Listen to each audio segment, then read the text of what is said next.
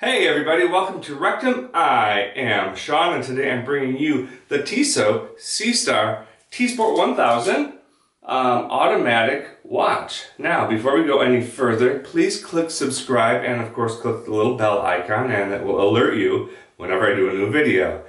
It will alert you to all the videos, not just watch videos. So click subscribe and we're going to do the little watch check. Somebody had told me I don't do them and I ought to do them. Here it is. I don't normally wear a quartz watch. Today I am wearing a quartz watch. This was a garage sale find. It is the Seiko quartz. 4004 I believe is the number. It's too small to read. And this is one of the original Seiko quartz watches. Look at the little tick.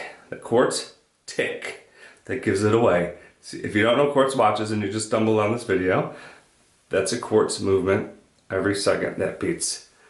This is an automatic movement and it just ticks away and makes a sweep.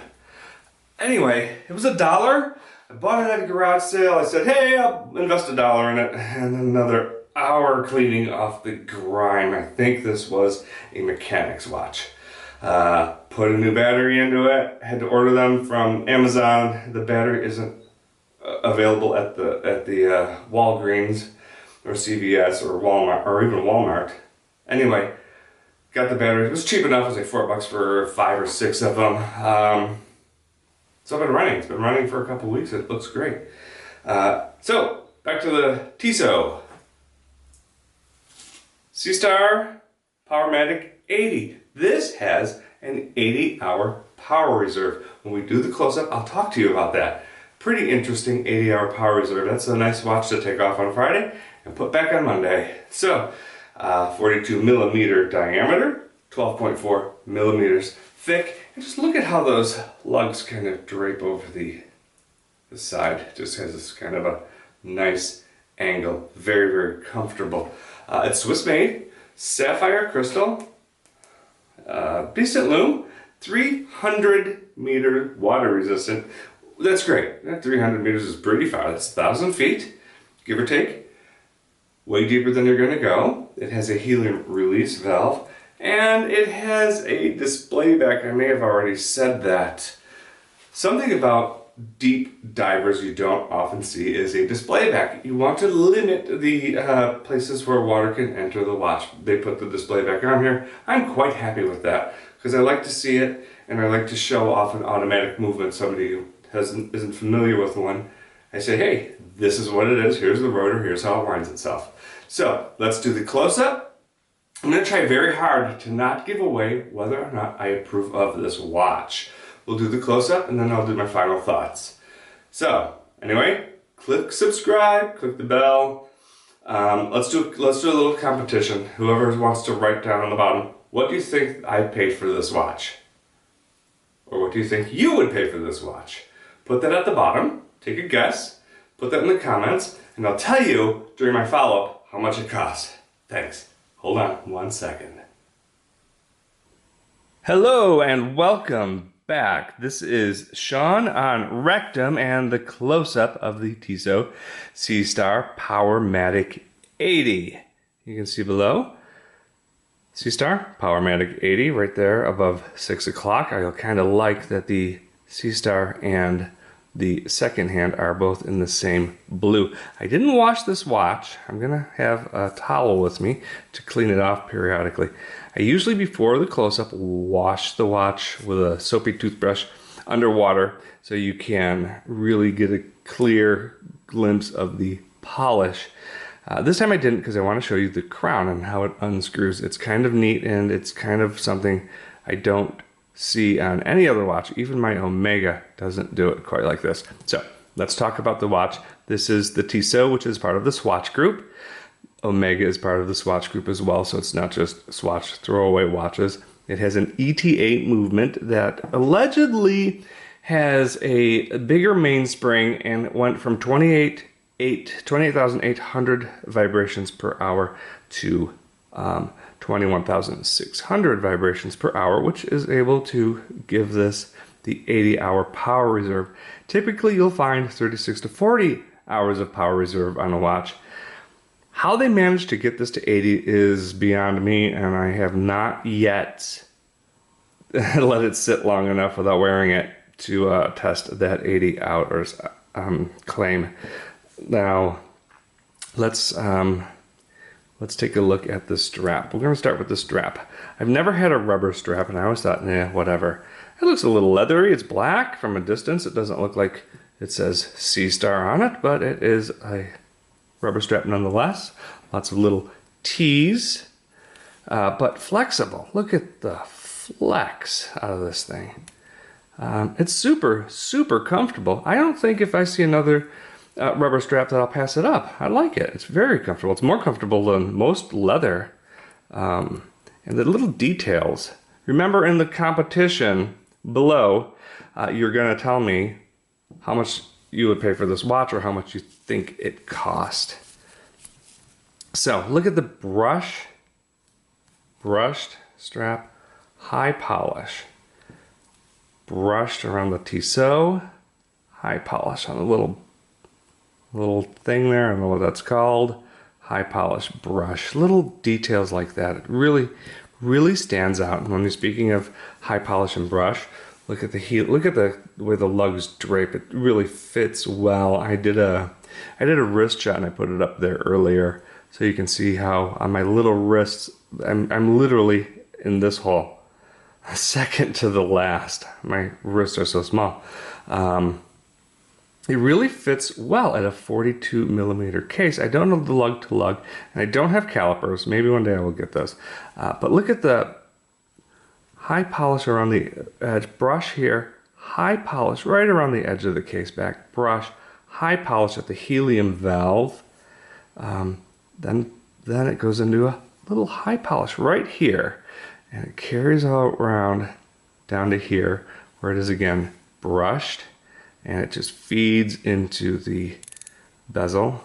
And the same, of course, on this side with the high polish and the brush. It's just, when you look at a cheaper watch, they'll do it all typically brushed. There'll be no high polish. I haven't seen many that's all high polish because it scratches up and it shows up as scratched very well. So you're going to see your lower end watches being all brushed, and they've just done a great job with the shine on that brushing and the high polish. Little bit of fingerprints on it right now. Sorry about that. The lume is nice. The little pips are fantastic. They're filled with lume. It will last you through a movie. It'll be quite dim in the morning though. The second hand, on a dive watch, you have to be able to tell the watch is running underwater when it's dark. So on dive watches, they put lume in the second hand. This is so small, it runs out of energy pretty fast. So yeah, you can do a dive, you can do a tank and still spot it. It'll just take you a second to get it. Now to test for accuracy, watch this. I will pull out the crown at 12 and I'll stop it. The second hand on 12, and I'll start it when the time changes. So watch.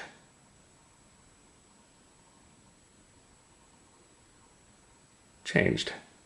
See how that I did a week ago. So it's lost about a couple seconds in a week. It's really, really, really cool. Very nice display back. You don't see this on 300 meter dive watches to have a display back, because this is another 360 degrees in which the water can enter the watch. So you don't see that too often. Now onto my crown. You're gonna like this. Let's unscrew it. It's a screw down crown. Right now it's in the winding position. I'm gonna pull it out to the date position. I don't want to stop the second hand. It hacks when you go to the time position. There, we're at the date position. And you can see the crown is out, but you can't see the threads. They're on the inside. I don't know how they did that, what kind of machining it takes to do that, but they're on the inside. Now, right now I can set the date. I want to show you how this engages. And it's really, really amazing. I'm going to put it in, click, and now I'm going to screw it down, and it's going to engage without any finding the threads. I just push down and I turn it, and it has already engaged. I have done this just for fun 60 or 70 times. It is now screwed down tight. There was no hunting for the threads to engage. On this Seiko, it's a great watch. Love this watch. I have to find the threads before I can screw it down. This watch, you just get it close and down it goes. The T doesn't line up. That's, whatever. Let's talk about my little nitpicks. And of course, think about this watch on how much you would spend. It's a circle date window, so you can see today and tomorrow and yesterday in the window. The circle shows you a little bit. It reveals a little bit of the next day. It looks like a misaligned date, but it's not. It's just, you can see, and whatever. The big cuts, scallops here, I don't know if I'm crazy about that, but it does grip nicely. And the little tiny loom, those are my three little things that I'm not crazy about. Otherwise, super accurate and a great watch. So let's go back to my final thoughts. If you have any questions, ask them. Go ahead, click subscribe. Swiss made. It is a Swiss watch. I don't know if I mentioned it's a sapphire crystal. But this is the pip, the circle there, where you can see the top and bottom other days, and the big cuts in here. However, during diving, when you get raisin fingers that have gotten waterlogged, you're going to be able to turn this very easily. So thanks for watching. Hold on for just 1 second. Click subscribe and give us your thoughts. What do you think this watch cost? And what would you pay for it? Be right back.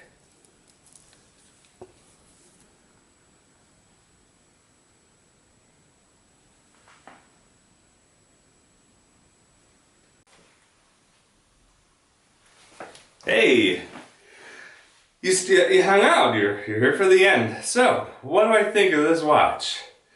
Apart from my little nitpicking, I really like this watch.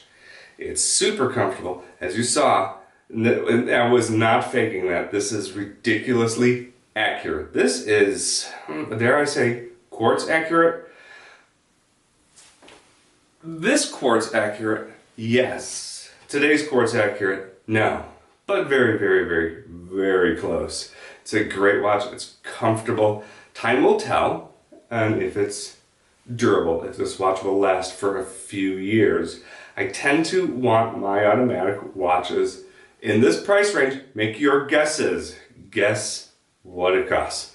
In this price range to last at least 10 years. They will tell you to every 2 or 3 or 5 or whatever to have it serviced. I don't hold on to my watches typically for that long. I've got a couple that are important to me that I've had for 20 years. I don't hold on to them for that long. I typically sell them to friends or on eBay after a few years. And my feeling is, don't dismantle this watch. A servicing means they're going to take off the back, they're going to take out the movement, they're going to take out all the gears, they're going to clean it all, they're going to re-lube it, they're going to put it all back together. If it's not running poorly, don't service it. That's what a lot of us think. And if this is going to stay as accurate as it is, you take out what you know right now. How accurate is it? If it's gaining 10 seconds next month, there's something wrong. It's got to be taken apart. If it's losing 10 seconds next month, there's something wrong. It's got to be taken apart. But apart from that, leave it alone. So next year, if it's just as accurate as it is today, I leave it alone. So, that was a lot of blabbing. Do I recommend this watch? Aside from the little nitpicking, absolutely. 100% yes. If you can get by that little date window and the crown and the scalloped bezel, yes. I really say you should buy this watch. Now, what is your guess on the price? Did you make it? Did you write it down? I I paid $375. Yeah, at $375 all day long, get one. There is one that I see with a red or maroon bezel. Really like it. I'm waiting for that to appear. I may actually buy that one as well. Have one of each. Which is jumping. It's a little fast because if this watch is junk and breaks in a month, then I have two of them. So it's kind of like, do I buy it? Do I not buy it? $375. It seems a little bit too good to be true, but that's what it costs. If you can get it under $5, I would get it right now. Apart from the date window, the bezel, if you can get around those things, buy this watch. You will like it. I really like it. It's very comfortable. I like the strap, I like the accuracy. So, thank you for watching. What do you think? How was your guess? Were you spot on? I'm gonna venture no. So, thank you for watching. Click subscribe, click the little bell icon, and I'll talk to you later. This has been Sean on Rectum.